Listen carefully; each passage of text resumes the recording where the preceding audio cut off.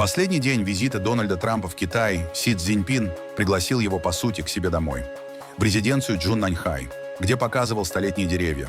Трамп флорой восхитился. Позже для американского президента провели чайную церемонию. Для Пекина совместное чаепитие, жест уважения и особого статуса гостя. Американский президент улетел домой. Чем кормили и как провожали Дональда Трампа? Иран, Тайвань и Украина. Уже на президентском борту Дональд Трамп устроил брифинг и рассказал, о чем он говорил с Си Цзиньпином. Не обошлось без обвинений журналистов, что те транслируют фейк-ньюс. Тем временем Иран недоволен, как проходят переговоры Тегерана и Вашингтона. Утверждают, между ними отсутствует доверие. А теперь об этом подробно и по делу. Это один день. Подпишитесь, поставьте лайк этому видео и оставьте свой комментарий. Заранее спасибо и начинаем.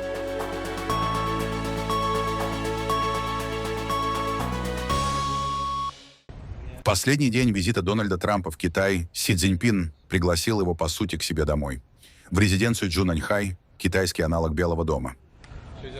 Это место называется Цзингу, то есть Тихая долина.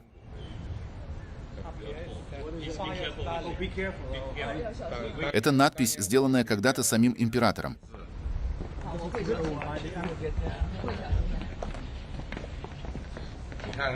Посмотрите на это дерево. Когда-то это было одно дерево, а теперь два ствола срослись вместе. Этому дереву уже больше 100 лет.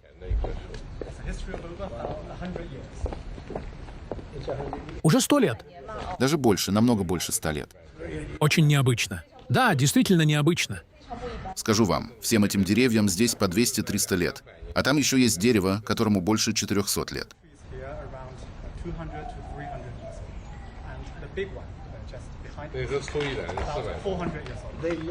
Эти деревья действительно могут жить так долго? Да, есть даже тысячелетние деревья в других местах. А когда сюда приезжают главы других государств, президенты, премьер-министры, вы как председатель КНР тоже принимаете их здесь?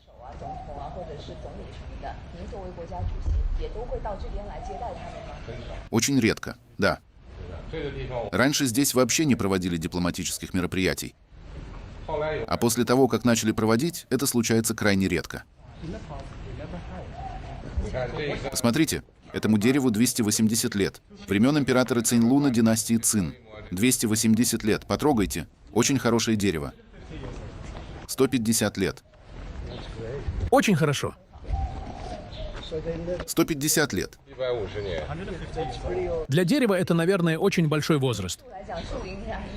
Очень красивое место. Мне здесь нравится. Мне нравится здесь. Я бы, наверное, мог тут жить и не захотел бы уезжать. Такая жизненная сила, такая история. Когда стоишь здесь, это действительно производит очень сильное впечатление. Но главным символом встречи стала именно чайная церемония. Си Цзиньпин давно использует чайную дипломатию как часть китайской политической культуры. Для Пекина совместное чаепитие – это не просто протокол, а демонстрация уважения, доверия и особого статуса гостя.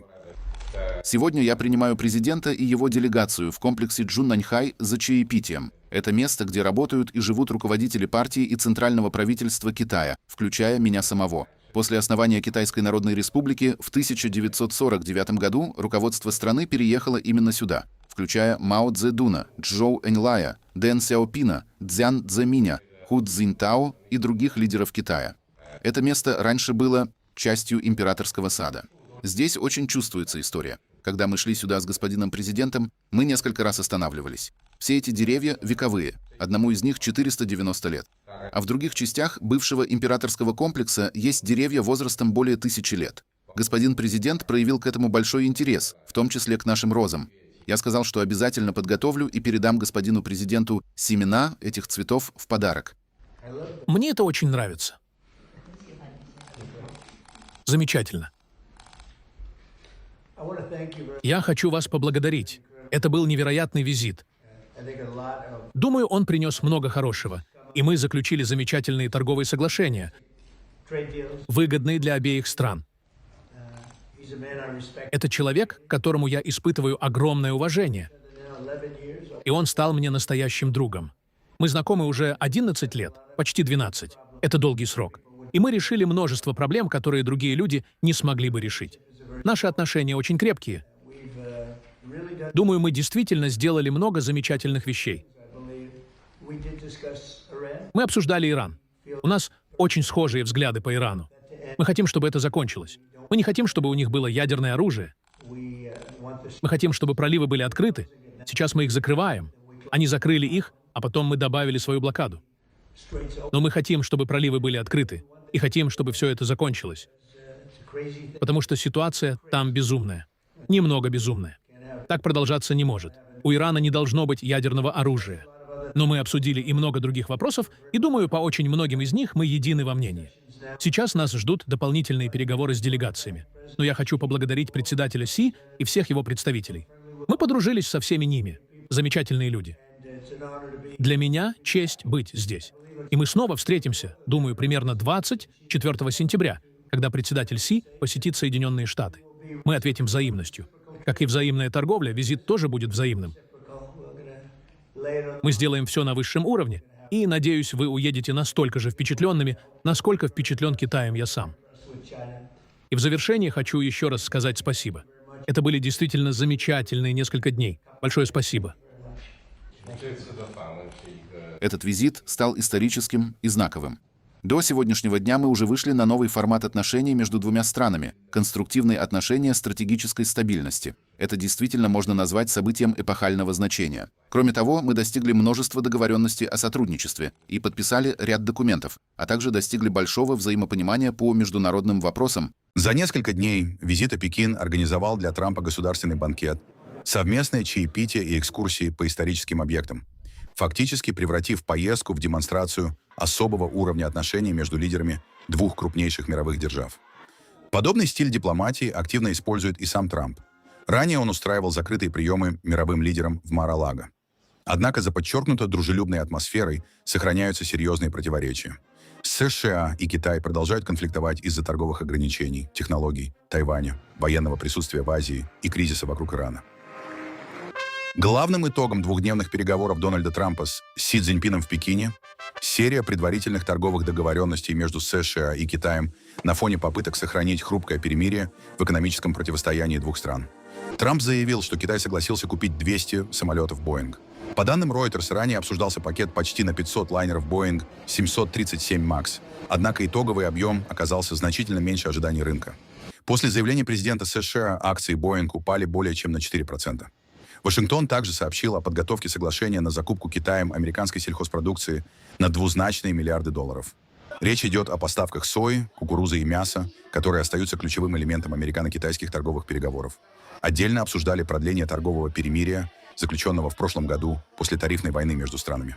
Тогда США приостановили введение новых пошлин против китайских товаров, а Пекин отказался от ограничений на экспорт редкоземельных металлов. Кроме того, американский президент заявил, что Пекин рассматривает возможность закупки американской нефти. В интервью Fox News глава Белого дома сообщил: по словам Си Цзиньпина, Китаю нравится идея нарастить импорт энергоресурсов из Соединенных Штатов. Сейчас значительная часть китайского нефтяного импорта приходится на Иран, и Вашингтон пытается использовать энергетическое сотрудничество как часть более широкой торговой сделки с Пекином. Трамп подчеркнул, что, по его мнению, такие поставки действительно могут начаться.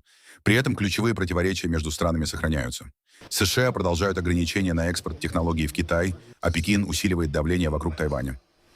Последним мероприятием перед вылетом Дональда Трампа в Вашингтон стал рабочий обед в Чжунаньхае. На обеде лидеров сопровождал узкий круг высокопоставленных чиновников. Прессу на обед не пустили. Сообщается, что меню оказалось максимально широким, с акцентом как на китайскую кухню, так и на более привычные для американского президента блюда. После завершения переговоров президент отправился в аэропорт. Перед вылетом у делегации США американская секретная служба изъяла у членов делегации и журналистов и выбросила все подарки от китайской стороны, рассказала журналистка The New York Post. На борт не разрешили взять ни одного предмета. Тем временем шеринги, провожающих американскими и китайскими флагами, на прощание поаплодировали президенту США. А сам Трамп перед посадкой показал журналистам фирменный жест – поднятый кулак. Во время пребывания в Китае Дональд Трамп был нетипично немногословен. Короткие реплики вне протокольных речей не в счет. И даже в своей социальной сети Truth Social он ничего не писал. Телеканал Fox объяснил это опасениями секретной службы США, что Китай может взломать включенный телефон Трампа, как только он зарегистрируется в сети или подключится к Wi-Fi. Но едва борт номер 1 ВВС США вышел из воздушного пространства Китая, Трамп тут же дал брифинг для прессы. Всем привет! Как дела? Как поживаете? Так вот, у нас была отличная поездка. Невероятный период времени. Председатель Си – потрясающий человек. Нашли общий язык, заключили кучу прекрасных торговых сделок, включая больше 200 самолетов от Boeing с обещанием 750 самолетов. Это будет самый крупный заказ в истории, если они хорошо отработают первые 200. А я уверен, что отработают. И General Electric тоже, двигатели. Получается, примерно от 400 до 450 двигателей и 200 самолетов. С обещанием до 750, если справятся. Мы прекрасно провели время. Историческая поездка. О, смотрите, кто к нам пришел. Слушай, Дэвид, это была, я думаю, очень историческая пара дней. Сэр, я понимаю, что вопросов по китайскому турне будет много, но первый по Ирану. Вы отклонили последнее предложение Ирана. На каком оно этапе? Ну, я посмотрел. И если мне не нравится первое предложение, я просто его выбрасываю. А что было в первом предложении?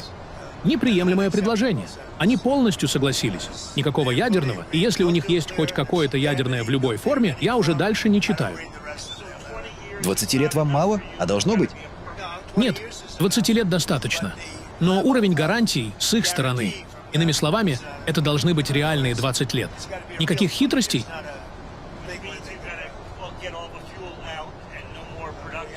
Мы должны забрать все. Но мы даже не говорим о ядерной пыли. Я придумал этот термин, и он, похоже, прижился. Я о ней говорю потому, что они ее убирать не стали. Они сказали, что не могут ее убрать, у них нет технологий. Нет таких приборов. Они мне прямо сказали, единственные, кто может ее убрать, вот это Китай или США. Только у нас есть оборудование. Сказали, вы были правы, это полное уничтожение. При этом я хочу ее забрать.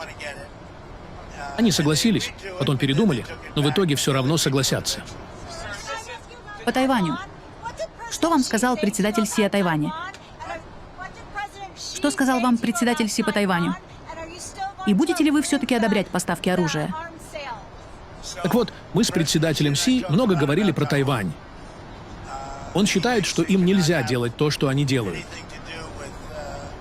То есть он сильно против того, что они там делают. Говорили про Тайвань, говорили про Иран и так далее. И я думаю, у нас очень хорошее взаимопонимание. По Тайваню он не хочет видеть борьбу за независимость, потому что это привело бы к очень серьезной конфронтации. Я его выслушал. Нет, я никаких комментариев не давал. Я его выслушал. Я очень его уважаю. По Ирану очень интересно. Он твердо считает, что они не должны иметь ядерное оружие. Сказал очень твердо. Иметь ядерное оружие они не могут. И хочет, чтобы они открыли пролив. Но, как он сам сказал, они закрыли. А ты закрыл их с улыбкой. Это правда. Мы контролируем пролив. И они уже 2,5 недели вообще не торгуют. Буквально ни цента последние 2,5 недели. Это примерно $500 миллиарда в день. Так что у нас все отлично по всем фронтам. Прежде чем мы закончим, господин президент, председатель Си сказал, что есть риск конфликта с США из-за Тайваня. Что вы на это ответите? Я не думаю, что есть конфликт, кроме того, что нам их пролив не нужен. Не нужен нам он. По Тайваню председатель Си сказал, что есть риск конфликта с США из-за Тайваня. Нет, нет, не думаю, не думаю. Думаю, у нас все будет нормально. Он не хочет видеть... Не хочет он войны. И есть две темы. Иранская ситуация, здесь мы согласны почти полностью, разве что он покупатель, а мы нет. Нам это не нужно. И по Тайваню он не хочет видеть движение за независимость. Говорит, слушай, у нас это было 1000 лет, потом в какой-то момент мы это потеряли, но мы это вернем. Была Корейская война, все это было. Но по Тайваню он настроен очень твердо. Я никаких обязательств не брал ни в ту, ни в другую сторону. Посмотрим. А что насчет поставок оружия Тайваню? Решение я приму в довольно короткий срок. То есть вы не обязательно пойдете на сделку? Это было ваше предложение. Решение принимаю я. Мне надо поговорить с человеком, который сейчас, как вы знаете, руководит Тайванем. Господин президент, председатель Си взял на себя какое-то твердое обязательство надавить на иранцев, чтобы они снова открыли пролив? Я не прошу одолжений. Потому что если просишь одолжений, потом самому приходится оказывать ответные. А нам одолжения не нужны. Мы, по сути, обнулили их вооруженные силы. Возможно, придется еще немного зачистить. У нас было такое месячное прекращение огня, если это можно так назвать. Но у нас такая эффективная блокада, поэтому мы и пошли на прекращение огня. Мы пошли на это по просьбе других стран, я был не очень за. Но мы пошли на это как одолжение Пакистану. Великолепные люди, фельдмаршал и премьер-министр. Но нет, мы с председателем Си согласны по многим вопросам. И очень согласны по торговле. Будем много торговать. Наши фермеры будут очень довольны сделкой, которую мы заключили. Вы действительно считаете, что он надавит, попытается заставить? Я его об этом не просил, потому что мне одолжения не нужны. Думаю, он это сделает. Думаю, он автоматически хотел бы, чтобы пролив открылся. Около 40% своей энергии, нефти, он получает оттуда, из пролива. У нас же все в порядке. Все в порядке. Нам это не нужно. По Ирану, господин президент, чтобы было понятно, что дальше. Есть ли угроза возобновления бомбардировок? Насколько это реалистично? Не хочу об этом говорить. То есть я бы хотел вам сказать, что в такой-то час, в такой-то день начнется бомбардировка. Не хочу об этом говорить. Я могу сказать только одно. И говорю это с очень твердой убежденностью. У Ирана никогда не будет ядерного оружия. Этого не произойдет. Надеюсь, у них нет шансов. Вас обвиняли в том, что вы повторите бомбардировки. Вы бомбили 38 дней. Нет, мы это сделали. И вы не добились политических изменений в Иране. Нет, я добился. У меня была полная военная победа. Но лживые новости, такие как вы, пишут неправду. Ты лживый. И такие как ты пишут неправду. У нас была полная военная победа. Мы вынесли весь их флот. Вынесли всю их авиацию. Вынесли все их ПВО. Вынесли все их радары. Вынесли всех их лидеров первого эшелона. Потом вынесли всех их лидеров второго эшелона. И вынесли многих лидеров третьего эшелона. Они в полном замешательстве. У нас была полная победа, кроме как у людей вроде вас, которые не пишут правду. Я считаю, что то, что вы пишете, это, я бы сказал, граничит с предательством. Вы, New York Times и CNN, самые худшие. А ты на другом канале. Ты-то должен лучше понимать. Ты лучше. Тебе редакторы говорят, что писать. И ты пишешь. И тебе должно быть стыдно. Еще одна война. Я считаю это предательством, когда вы пишете, будто они хорошо воюют. А у них ни флота, ни авиации, ни ПВО, ничего. Кстати, мы вынесли 85% их производства ракет. Вынесли все. Единственное, чего мы не тронули, кроме одного моста, который мы вынесли, потому что они плохо себя вели, но есть мосты, которые мы можем еще вынести. Можем вынести их мосты и электроснабжение, за 2 дня вынесем все. А я читаю New York Times, и они ведут себя так, будто у Ирана все хорошо. Все знают, что именно поэтому у вас сильно упало число подписчиков. У Times подписчики сильно упали, потому что это лживые подписчики сильно упали. Сильно упали. Вы вообще обсуждали Украину с президентом Си? Есть какие-то подвижки? Обсуждал. Мы обсуждали. Это та история, которую мы хотели бы решить. До прошлой ночи все выглядело неплохо. Но ночью они получили серьезный удар. Так что это произойдет. Но это позор. За прошлый месяц погибли 25 тысяч человек. Да. Китай показывает свою мягкую силу через кухню. В Пекине шеф-повар Ло Ченлинь, работающий на государственных банкетах, рассказал, как блюда для иностранных лидеров становятся частью дипломатии. По его словам, традиционную китайскую кухню адаптируют под вкусы зарубежных гостей, используют более мягкие специи, небольшие порции и западный стиль подачи. При этом сохраняются китайские вкусы и техники приготовления. Традиционная кухня хуаян всегда адаптируется под вкусы гостей. Мы можем использовать западную подачу, сочетать китайские вкусы с западными техниками приготовления и представлять такой фьюжн иностранным гостям. Когда они пробуют блюдо, они ощущают суть китайских вкусов, раскрытую максимально полно. Также показывает величие китайской архитектуры, очень глубокой и масштабной, с соединениями без гвоздей и другими особенностями.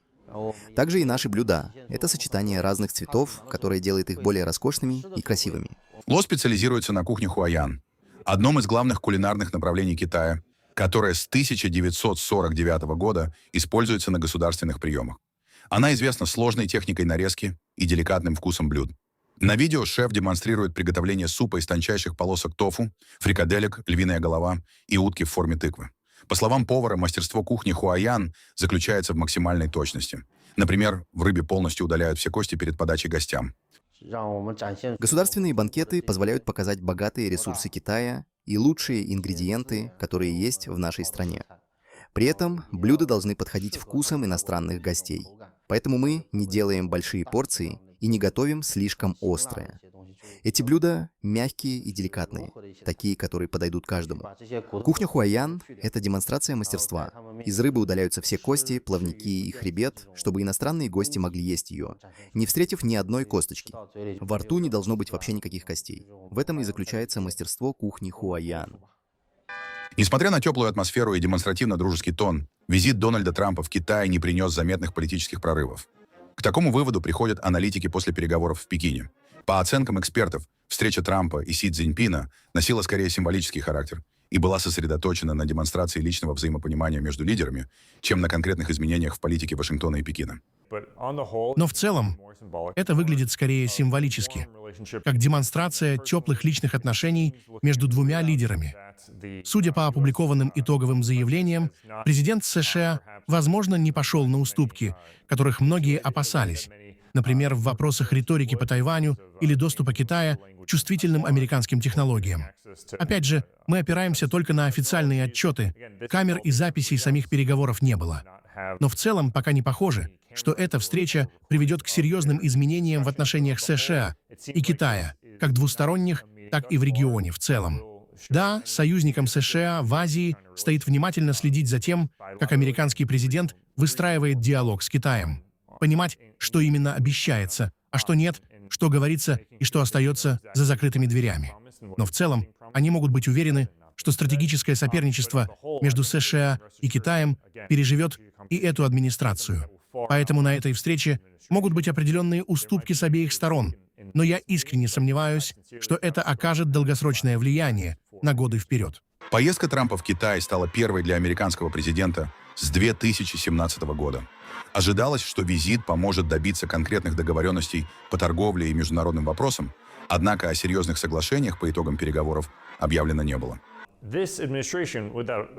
Эта администрация, возможно, больше ориентирована на коммерческую дипломатию, чем более традиционные администрации. Не стоит забывать, что Дональд Трамп не карьерный политик. Он и сам первым говорит, что он не карьерный политик, а бизнесмен. И он воспринимает сделки и громкие объявления о крупных соглашениях как показатель успеха.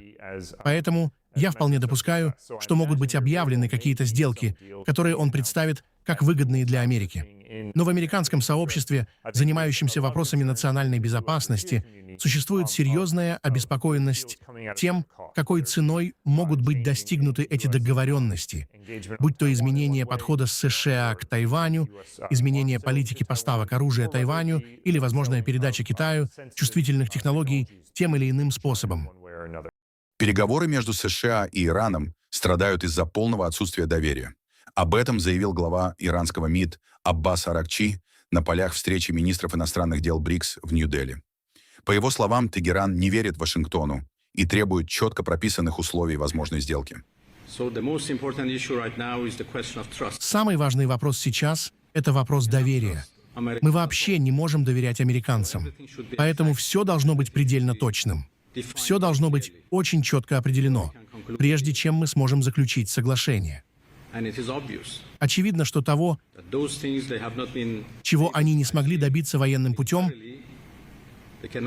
они не смогут добиться и за столом переговоров,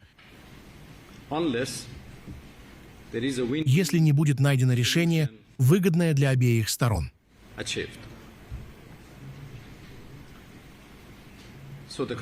Поэтому нынешние переговоры страдают из-за отсутствия доверия. Еще одна проблема — это, как я уже говорил, противоречивые сигналы. Из-за этого у нас возникают сомнения относительно истинных намерений американцев в этих переговорах. Мы сомневаемся в серьезности их намерений. Но как только мы почувствуем, что они действительно настроены серьезно и готовы к справедливому и сбалансированному соглашению, мы, безусловно, продолжим переговорный процесс. Что касается нас, Ормузский пролив открыт, и все суда могут проходить через него, кроме судов тех стран, которые находятся с нами в состоянии войны и ведут против нас боевые действия. Ситуация в Ормузском проливе сейчас очень сложная, и мы пытаемся помочь судам проходить безопасно. Все вернется к норме, как только акт агрессии будет полностью прекращен. Китай уже помогал в прошлом при восстановлении отношений между Ираном и Саудовской Аравией. У нас очень хорошие отношения с Китаем. Мы стратегические партнеры. И мы знаем, что у китайской стороны добрые намерения. Поэтому любые действия с их стороны, которые смогут помочь дипломатии, будут приветствоваться Исламской Республикой Иран. В Перу родственники граждан, уехавших в Россию по контрактам, вышли на протест к зданию МИД в Лиме. Они утверждают, что их близким обещали высокооплачиваемую работу, однако после приезда их отправили воевать против Украины. Участники акции держали плакаты с надписями «Россия, верни моего сына» и обвиняли организаторов поездок в торговле людьми. Полиция перекрыла часть улицы и сдерживала протестующих у здания министерства. Глава МИД Перу Карлос Пареха заявил, что власти страны очень обеспокоены ситуацией. Мы очень-очень обеспокоены. И я сказал молодым людям не поддаваться на обман и не вестись на экономические предложения, которые могут казаться очень привлекательными из-за обещанных зарплат. Но они не будут работать там, где им обещают. Вместо этого их отправят на фронт этой войны, в которой они не обязаны участвовать. Адвокат семей перуанцев Энджи Мендеса заявила, что людей вербовали под предлогом работы в административной сфере, инженерии, охране посольств, больницах и школах. Однако, по ее словам, после подписания контрактов они оказывались в рядах российской армии и проходили лишь краткую подготовку перед отправкой в зону боевых действий. Многих перуанцев вывезли в Россию под ложными обещаниями работы. Они думали, что будут работать на административных должностях, в инженерии, охране посольств, больницах и гражданских школах по военному контракту. Однако, прибыв туда и подписав военный контракт, они поняли, что речь идет о службе на передовой в российской армии. Они получили только от 7 до максимум 15 дней подготовки, хотя в контракте говорилось, что обучение продлится в среднем 3 месяца. Нам удалось связаться с некоторыми перуанцами, которые находятся там на поле боя, на 1-й, 2-й и 3-й линиях. По их словам, в этих действиях могут участвовать от более чем 600 до 1000 перуанцев, о которых у нас нет никакой информации. Мой брат позвонил мне в День матери и сказал, что его избивают. У него забрали паспорт, а его друзья уже погибли. Речь идет о людях, которым по 63 года. Моему брату 57. Он уже не может ходить. «Сестра, я больше не могу ходить», — говорит он мне. Но им все равно. Их волнует только то, чтобы они шли на фронт. Перуанские власти начали информационную кампанию с предупреждением о рисках трудоустройства в России. Граждан призывают внимательно проверять контракты, не подписывать документы на незнакомом языке и не передавать свои паспорта третьим лицам.